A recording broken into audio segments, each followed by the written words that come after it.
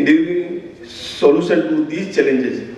The idea is to charter a thinking beyond compulsory CSR provision towards a responsible corporate structure where the corporate citizenry is as responsible and socially and morally sensitive as the welfare state is. It is accepted position today the prosperity of India begins from its rural vintage, and therefore it is imperative that opportunity and challenge in rural sector should be assessed and reviewed, and role of CSR in the key area of human development and social sector be defined with constructive and workable plan for its implementation. One of the principal objectives of this conference is to bring policy planner, academician and corporate players and also NGO to a common platform for churning of ideas for analysis of probable and constructive role of CSR in rural development. It is our shared view that the challenges of India is peculiar and thus it is to be addressed with original thoughts of its stakeholder.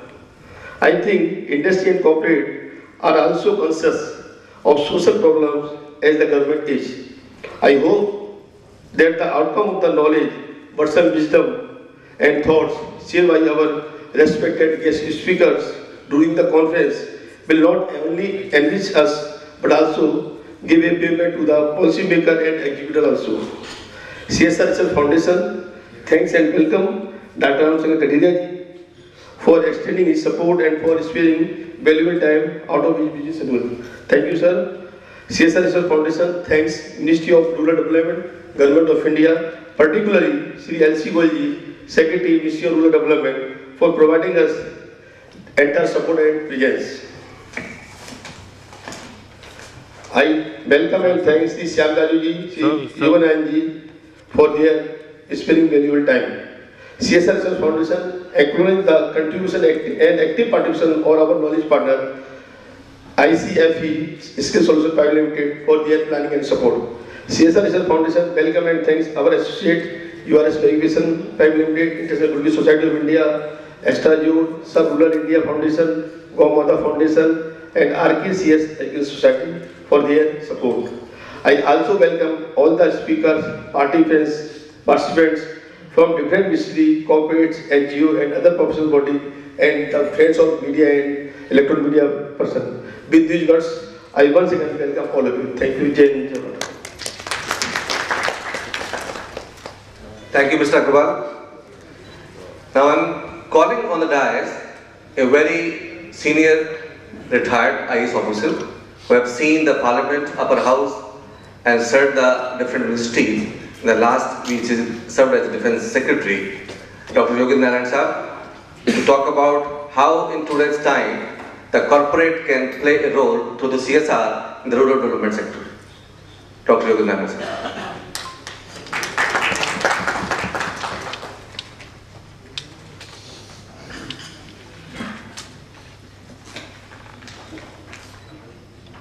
Honorable Minister of State for Human Resource Development, Shri Kadiriya ji,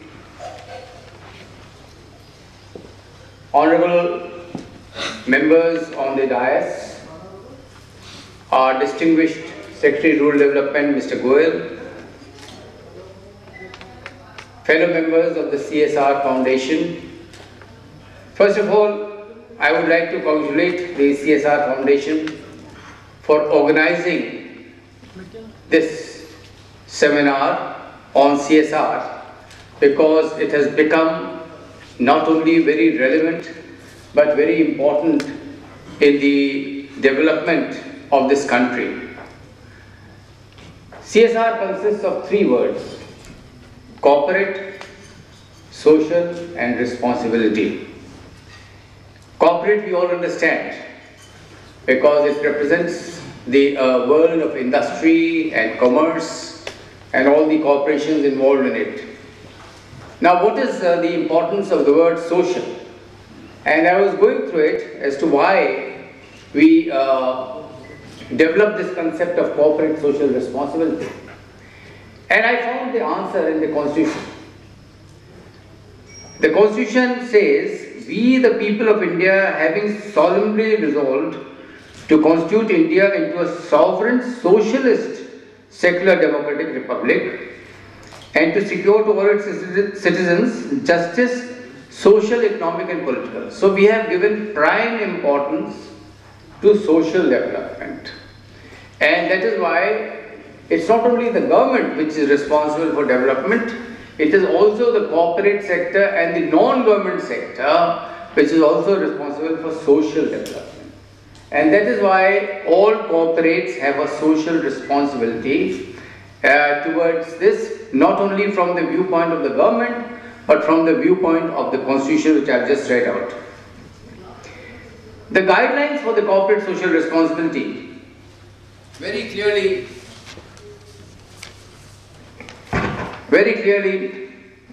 are weighted in favor of the rural sector.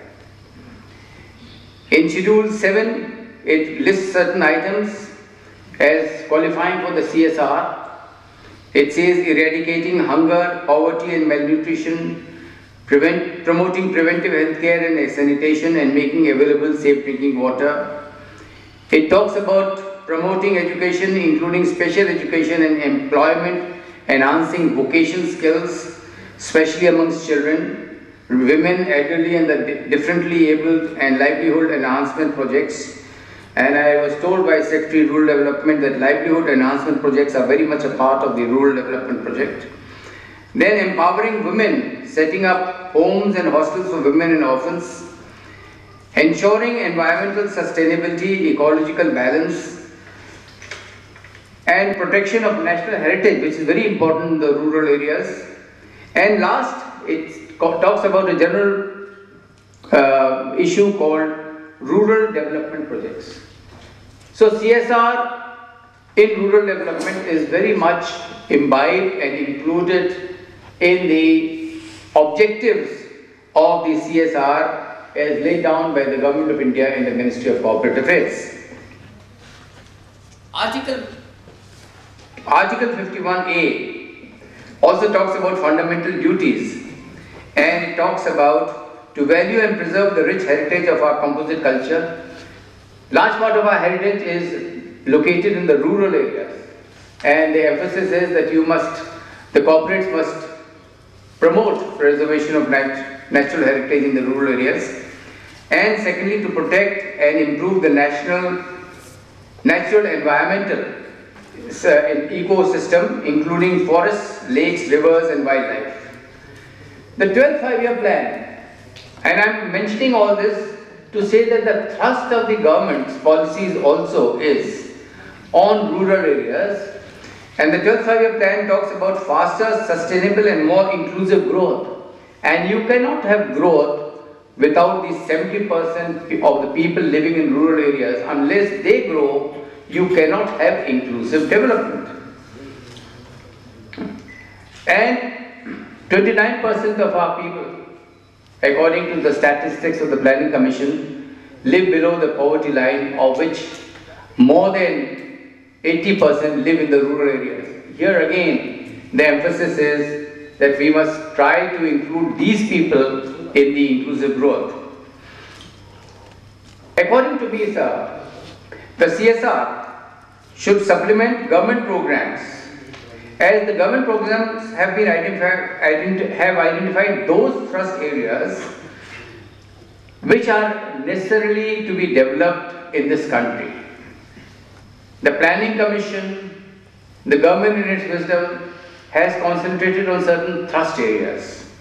And the CSR, the corporate social responsibility, the industrialists must try to supplement on priority these government programs, because these have been identified already as areas which should be promoted. Now let us talk about, for instance, in the rural areas, what is needed is skill development. The 12th five-year plan talks about 50 million people being skilled in the 5 years. 50 million people have to be skilled. Now this cannot be done by the government alone. It has to be done with the help of those who can afford it, who can pump in money into the sector, and that is why the corporates have to play a part. The enterprises can play an integral role in this concept and implementation of vocational training programs, including managing ITIs and in the development of the faculty. Furthermore, after being skilled, post-training skills should also be employed in the industries, because without employment, nobody will like to take the skills. So here again, it is the responsibility of the corporates to ensure that those skilled people get employment in the enterprises, otherwise skill development program will not take place.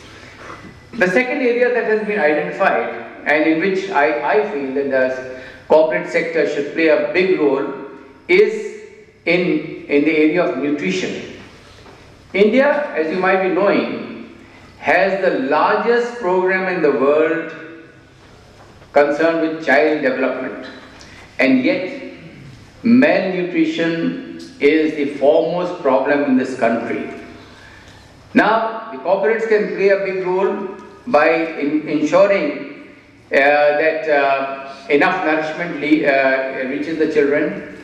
These children are studying in primary schools, they are studying in secondary schools in the rural areas, but they do not get enough nourishment. Can we, in the corporate sector, promote nutrition and prevent malnutrition in this country? Then the second area of emphasis for the corporates would be, again, health. At present, only 30% of the health providers are in the government sector. The rest are in the private sector. And in the rural areas, I think the Honorable Minister would agree with me, there is a paucity of health services in the rural areas. Now, the private sector, that is the corporate sector, can play a big role by not only establishing hospitals, but establishing hospitals which can give affordable care. Because if you make it very expensive, nobody in the rural areas would go to these hospitals. And the corporates should take it upon themselves to promote health services. Then again, we have drinking water and sanitation. Problem of safe drinking water is an acute problem in rural areas, and we have to integrate the aquifer development, water aquifers, with the sanitation programs. Water supply has to be integrated with sanitation. I was reading the latest statistics in the Times of India, sir, which has come out today.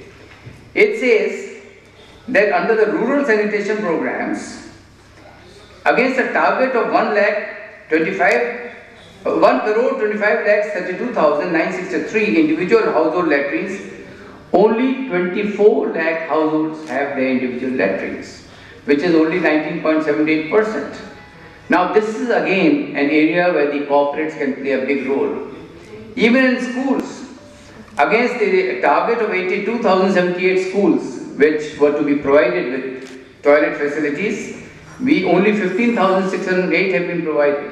So this again is an area where the corporates can play a big role. Another area which I find very interesting and which the Prime Minister has been giving thrust to is the use of information technology in development. Now, a lot of corporates have gone into what are called Chopal services. They provide timely information to the farmers. They tell about soil deficiencies. Now these services should be further encouraged, IT services. In Bangalore, sir, I found that in Bangalore, the health department is providing through mobile telephones the dates on which the next vaccination is going to be due. Whether it's polio, whether it's other smallpox, anything, they give it through mobiles. So let the private sector come and promote information technology in these sectors. Then of course we have the usual sectors where the corporates can play a big role, that is development of infrastructure, roads, power, especially solar power. We have more than 6 lakh villages in this country. Only about 40% of these villages are electrified.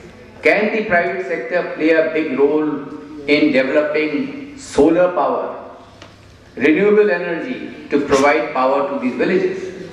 The private sector has the money, has the expertise, has the technology, and it can help in rural development by promoting these things.